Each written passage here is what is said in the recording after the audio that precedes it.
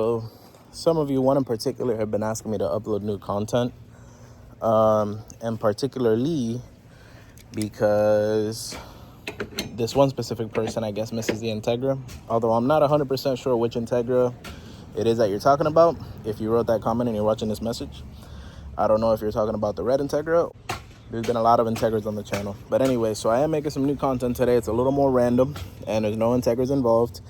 And it should be easy and quick for me to edit and put together and upload. So here we are. Some of you, if you've been here long enough and you're back, first of all, welcome back. You might recognize this is John's car. John brought the car to me last night because we were supposed to take it out for a tune to finally see what this thing is capable of. And the tune is pretty solid. The only reason we couldn't continue the tune is because he's having an issue with the throttle is sticking. I have always dealt with some type of sticky throttle situation, but this one is a little different.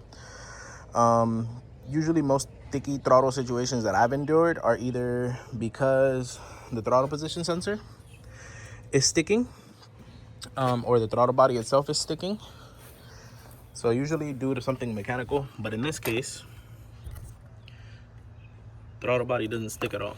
And usually if it sticks, it's usually after like light pressure. In this case, you see that? It's very, very reactive. Doesn't stick at all. I told him that recently I had an issue with my Integra with the throttle cable. So to check the throttle cable with my Integra, it was getting caught up in the plastic over there. It was actually eating into that plastic right there, and the exposed wire was actually getting caught in the plastic, and that was my sticky issue. As you can see, he replaced the cable and everything as well, and there's no issues with the cable or anything like that. So the issue is not mechanical at all. So I feel it could be the TPS, although the TPS on the Honda software is doing a clean sweep.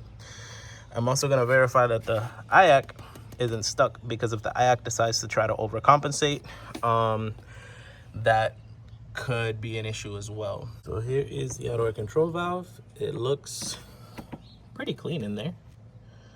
Doesn't look like any reason for the stepper motor to be stuck. Everything looks very, very clean. The back of the manifold looks very clean. And the adjustment screw, which if you didn't know is right here, that's tightened all the way in, and it's not loose at all. So that checks out. So I'm gonna put this back on and move on to checking the TPS. Okay, so one thing that I did notice is one of these screws had Teflon tape on it. This screw here was down here, and I felt like it was stripped. So I don't know if these are two different size screws. Maybe this one pulled out threads a lot further out. So what I did was I just flipped the screws, and now they're nice and snug. See, super snug. This one down here as well. See, snugged up. So I don't know if that was creating an issue with this sealing. So anyways, what I'm gonna do now is I'm gonna go ahead and turn it on, warm it up, take it for a drive, see how it acts. So another thing I just noticed, I wanted to look at the belt because I hear like a squeaking noise. That's not good. That can also cause issues with like rev hangs. Hold on. Yeah, so like I was saying, this can also cause issues with like rev hangs and stuff like that. Because essentially when you're driving, your engine is trying to synchronize, and then as soon as you let off, it's almost like it's like when you're in traffic and you accelerate really fast and a person in front of you brake checks you and you slam on the brakes and your whole car just kind of... So imagine, that's the best way I can explain it. Imagine your valve train is doing that, this thing is spinning, and then all of a sudden you slam on the brakes and this thing just goes and everything just freaks out in the engine basically. So I'm gonna have to fix that real quick, and then we can go for a drive and see. Check this out. I don't know how well you can see the tensioner. Let me see if I can get the phone in a position where you can see it. So, water pump, timing tensioner. Put pressure here. You can literally see the tensioner. I don't know how well you can see it on camera, but you can literally see the tensioner moving. I put pressure on this side here. you can see that it affects this side. See that? So I go like that, and you can literally see the belt on the right side moving, which means it's also pulling the cams here. So that's not good. That will definitely make your engine act all types of weird.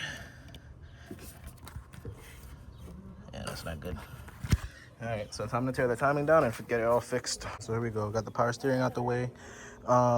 It's been a while since I've uploaded. If you guys go back and watch a bunch of my videos, I show you how to do all this stuff, including take off an entire cylinder head without having to touch any of the accessories, so you can get the head on and off, or off and on.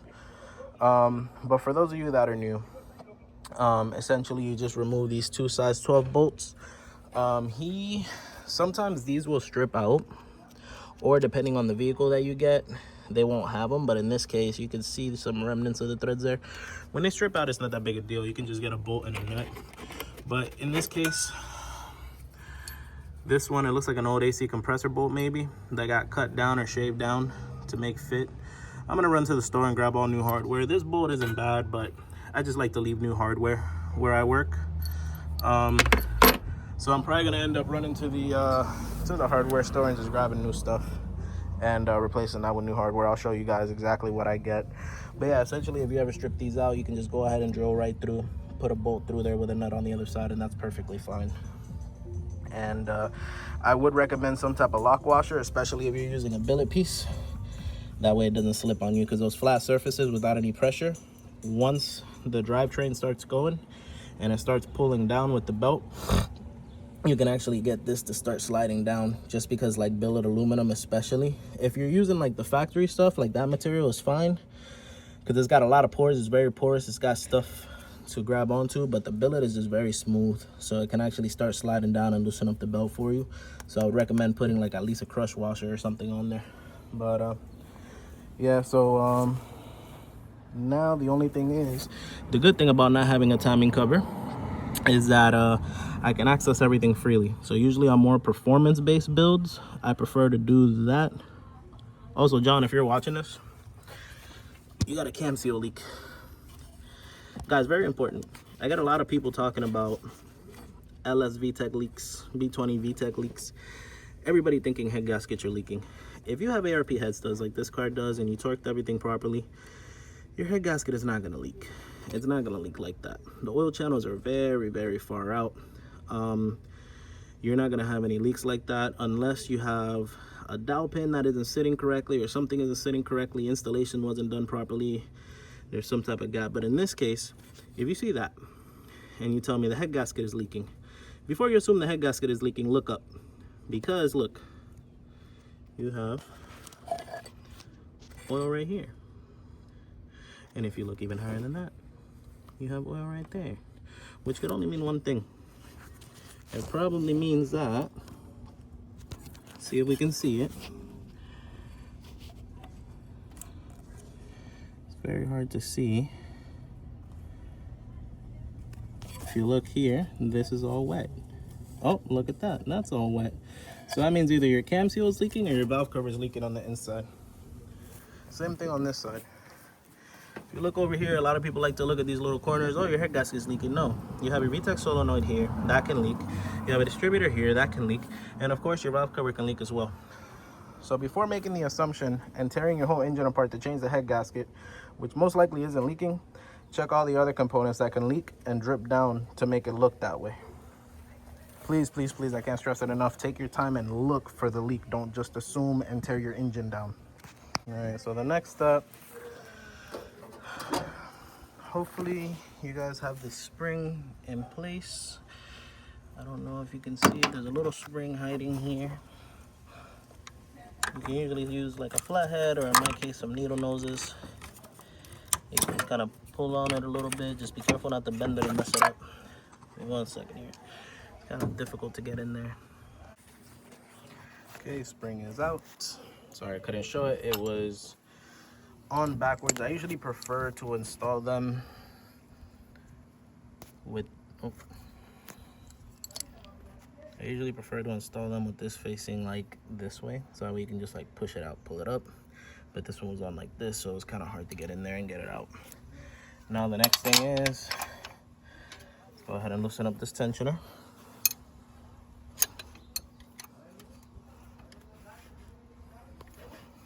If you're using a wrench like me, make sure you're flat on there, because if not, you will round off your bolt. As you can see, that bolt was really tight. So for it to be moving the way it was moving, that tells me that the tensioner most likely failed.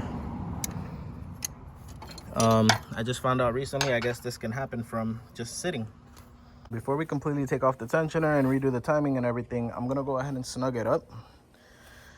I usually like to pry. There's a video that I posted, I don't know how many years ago.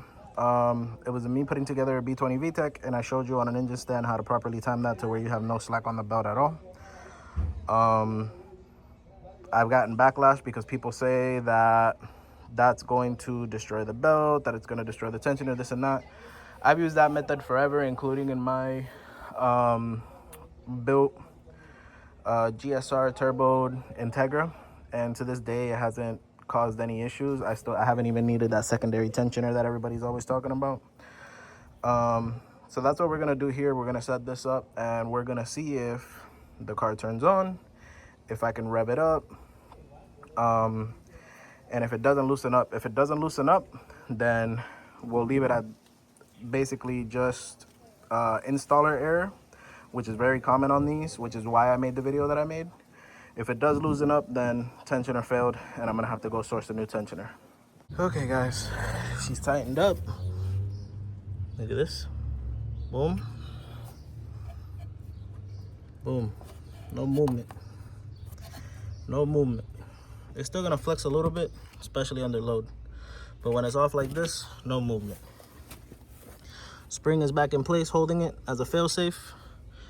So we're gonna go ahead and start it up, see what it does without the power steering and everything, just in case we have to get back in there and change that tensioner out. This is how it should be spinning on idle.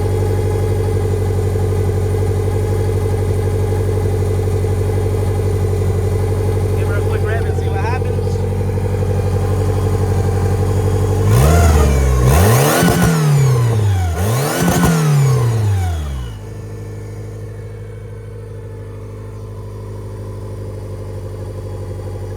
Much better.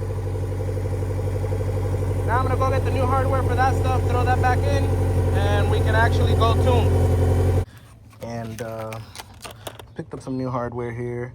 So I think the factory bolts are, from what I measured, 40 millimeters. So I went ahead and did 10 more millimeters. And that's just measuring from here, from where the threads start all the way back.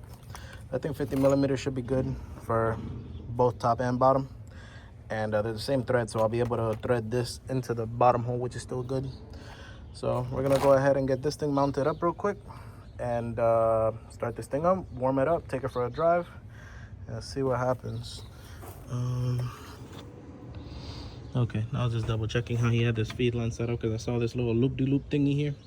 Usually with these, you want to try to make them as short as possible, but as long as you got the right pressure, that's okay. I prefer to run them short as possible. My car has a front-facing intercooler, so I have a line about this size, but mine runs around this way, all the way around the support to the turbo, which sits like down there somewhere. But we'll see. If we have some time later, I might go ahead and show my car, because I know some people have been asking me for updates on my car, and I actually haven't shown it in any videos in a really long time. There was one video that I posted where I think I overfilled the car or something like that. I had to drain a little bit of oil out, and I actually went over my car and I showed you guys my rare suspension from Japan and all that other stuff. But besides that, the car is very different from that episode, very different. So I might I have to go pick it up from a friend's house today. There's gonna be a car meet later on tonight, so we're gonna go hang out at the car meet tonight. And it's my first car meet in a really long time, and it's a way for me to kind of just de-stress and unwind from everything else that I've been dealing with lately. And I think when I go pick up the car and I bring it back home, I'll go ahead and I'll do a walk around, show you guys what the car looks like, and yeah, and it'll be in this video. So stay tuned for that. For now, let's get this wrapped up. All right, so there's the new hardware. Threads in perfectly.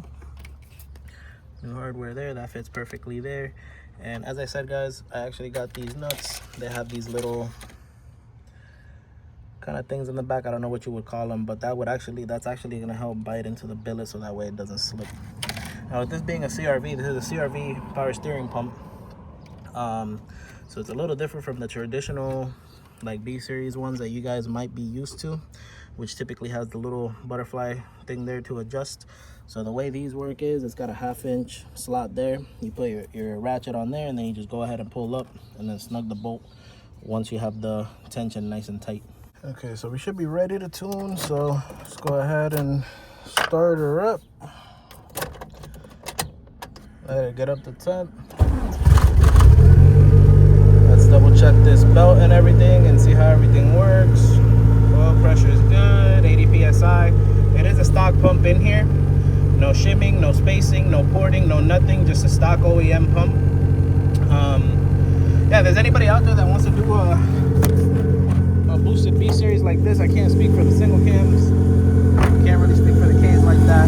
This is what I do B series. The stock pump is usually good enough, unless you're trying to do like some crazy numbers. Look at that.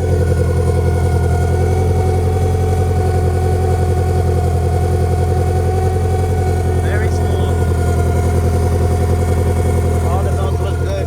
I think that whining is either going to be something with a camshaft.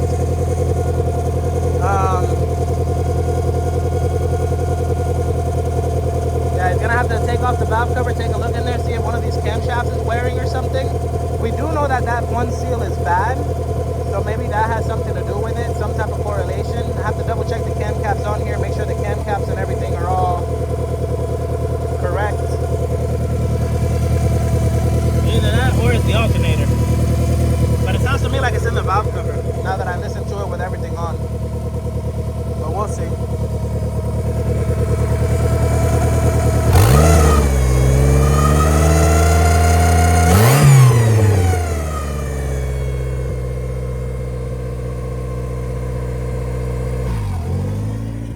Oh.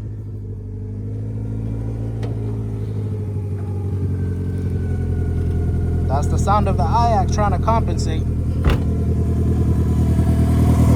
So we may still have an issue, vacuum leak or something somewhere. Let's see.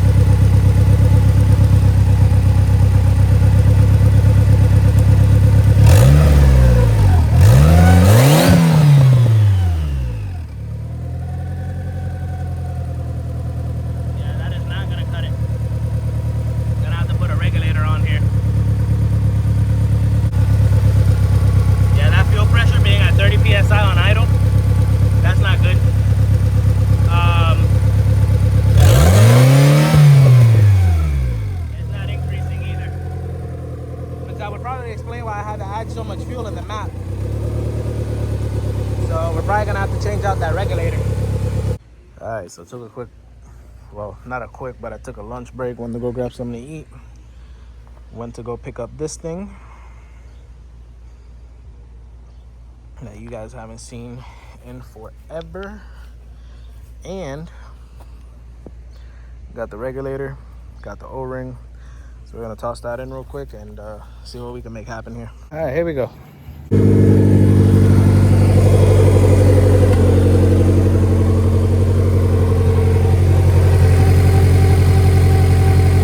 Now that's more like it. Now the only thing is I kind of figured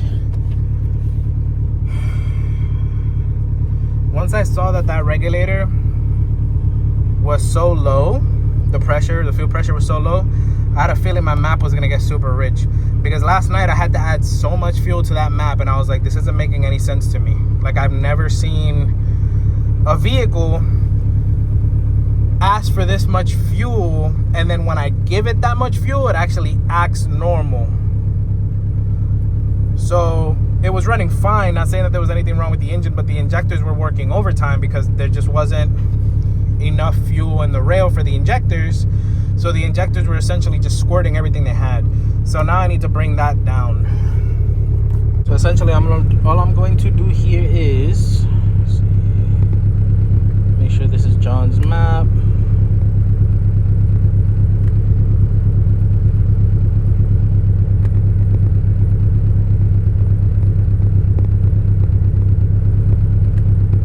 Yeah, this is John's map, okay. I say that because I was messing with my tune earlier. So yeah, see, we've got 12 something AFRs. So I'm essentially just gonna grab his home map like this. And since we're sitting in the 12s and we wanna be at the 14s, I'm gonna go ahead and take away about 20% fuel.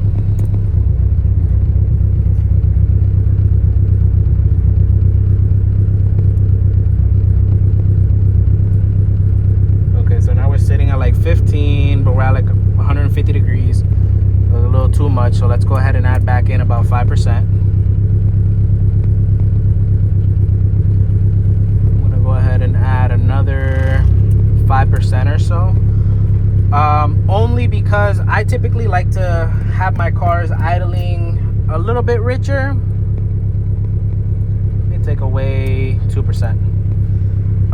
Especially when they're at like 150 degrees, because right now when we go out for a drive, because it's so hot in South Florida, it's the temperature in this car is probably gonna get to about 190, maybe almost 200 degrees with the setup that's in here. It probably won't see 200, but it'll probably get just under it until we like sit somewhere and like the fan does its thing and cools it off. So I like this to get leaner, so that way the engine doesn't keep running hot. You keep adding more fuel, as they say, more fuel to the fire gets hotter. Common sense there, right? So yeah, we're gonna go ahead and leave it right about there, idling, and then we're gonna go for a drive and see what happens.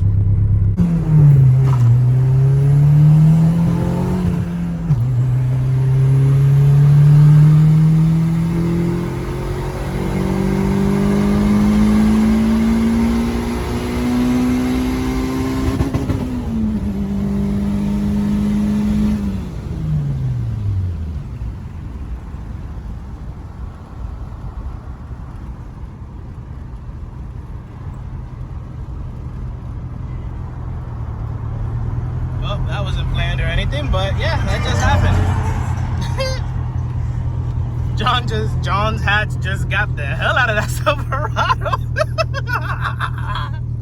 That's funny as fuck.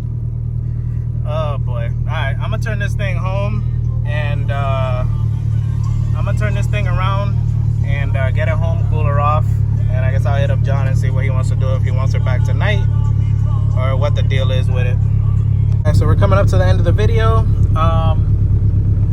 I might have time to be able to show you the Integra. It's chilling right there. I actually just had to go through a bunch of stuff with it. It's still not fully 100% fixed. I changed out a bunch of grounding stuff or whatever, like to try to help with the voltage of the new coils and whatnot, because it's just being very temperamental. And I'll go ahead and go through. I'll show you guys exactly what my problem was last night and why I wasn't able to make it to a car meet that I was hoping to make it to last night. But for now, excuse me, it's very windy and very dusty here right now. I'm gonna go ahead and get this thing finalized. We do have, it's at like 13, but it is a little on the cold side. It's like 143, so we're waiting for it to get to warm up to at least 150, 160. We'll go ahead and take it out. And I went ahead and added a little bit more fuel up top. You might have seen in that last clip where I was racing that truck that it was a little bit on the lean side, and it still performed really well, but I just wanted to drop to at least about 13.5, a little bit faster, and then work its way down from there, ideally targeting an average of about 13.1. We are on 93 fuel. I might not have said that before, but yeah, in case you're wondering, this is on 93 fuel, and it's a very conservative map, very, very conservative. The timing is like very, very pulled out. Like it's not even factory timing. I took out a lot more timing than typical. But yeah, I think that was the fan kicking on. Yep, fan just kicked on, which means we're at 150. So let's go ahead and get driving.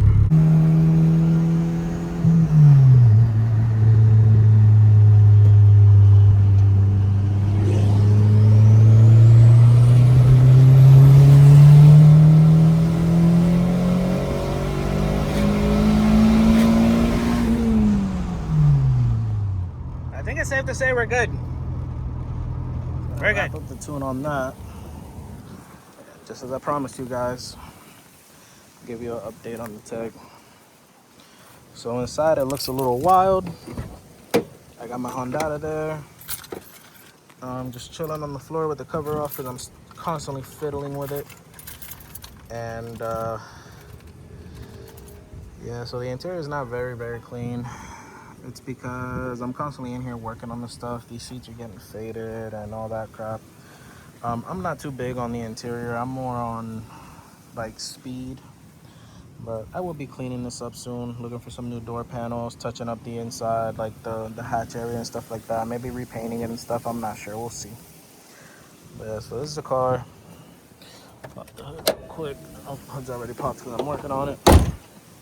Same wheels as always, same paint as always. I just did a paint correction, so it's looking super clean. But yeah, and a lot of you might not know, but this car actually is now front bumper or front mounted turbo with a huge Mishimoto intercooler rated for like 800 horsepower. That vent I added a while ago. I don't know if you guys saw it in my video or not, but some of the rivets are starting to come apart just because this material is like plastic. I gotta redo the rivets with some washers behind it.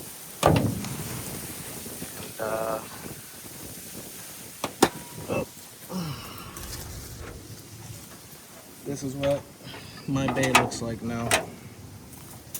Don't mind the weird random wires everywhere. I'm in the process of redoing a bunch of stuff. Today I redid my ground wires. So I have a ground going from here now directly to the battery in the back, transmission, and then I added another ground wire here. And the reason for that is because of these guys. The R8 coils, those things pull a lot of heat. They pull a lot of amperage, and I had them wired to the ignition wire here, and it's not enough because this ignition wire is made to run a single coil in there, and it's just not enough for that. So what I'm doing now is I have this here. I was testing earlier running a relay to the battery, and they run a lot better that way. So I left this wire here, so that way when I set up the relay, I'm gonna go ahead and set up a relay around here somewhere, and probably tap it to this guy here, and use this wire to trigger the relay. But I'm gonna do 10 gauge here, and then 10 gauge to this right here. So I'll probably end up cutting this down, or I'll probably end up taking the spade off and putting a 10 spade going to 10 gauge to power the coils. And yeah, but yeah, so this is my setup. It's a little janky. Usually this will sit over here off to the side somewhere, but I have it moved off to the side. It usually sits something like this, and I will be redoing a bunch of this stuff. I actually do have the big catch can that goes over there, so I'll be making a bracket, mounting that over there, and adding 2 more vents to the back, probably to the block or the back of the valve cover. We will see. But yeah, so that's what this car is looking like now. Oh, and yeah, so 3-core radiator. I no longer have a radiator support really. I just have a weight plate down there welded to my traction bar, and then it's my Bull Boost manifold. I'm actually running two 44 millimeter wastegates, eBay wastegates, and I have my dump tube there with the flex. The other dump tube is over there for the other gate, and my oil feed line there, and you can see my oil return down there straight to the pump. And this is a Borg Warner S366 66 millimeter inducer, 91 AR turbine housing, and my janky dump tube for the turbo. It runs under the block, but it empties out right under the block right there, so it's nothing fancy. And then I got my wideband right there. And yeah, so the block is GSR block, forged internals, stock sleeves, forged internals. So it's got Eagle H-beam rods with JE, I believe it's 9.0 to 1 compression pistons. So they got the dish for higher boost. And the head is fully built SuperTech valve train. It is stock valves, but it's the 92-pound springs from SuperTech with steel retainer. Jesus Christ, this wind is getting wild. 92-pound rate springs with the retainers, and the what do you call it? And I've actually got Skunk 2 Pro 1 cams. And those are TRC 1500cc injectors. They're cheaper injectors, but they've actually been working really well for me. So I do plan on using them on any other setup. And then obviously my AM rail, and I used a different regulator. That regulator actually came with this manifold. And then I have I believe that's a 70 millimeter Glock's fillet throttle body that I've had laying around for a while. And yeah, so that's basically my setup, guys.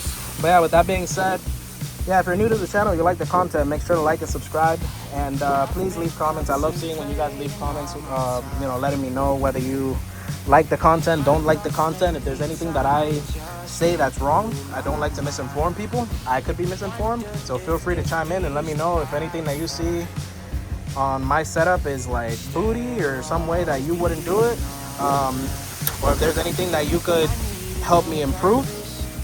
I'm always down to hear criticism, so feel free feel free to comment. Let me know what you guys liked about the video, what you didn't like about the video, and be sure to subscribe, guys. Subscribing and liking goes a long way, and it gives me more motivation to keep going with these videos. If I see the subscriber count climbing, and if I see people interacting and stuff like that, and I see people liking the video, YouTube pushes out the videos, and it gives me more of a reason to stay consistent. So yeah, with that being said, guys, I'll catch you guys on the next one. Peace.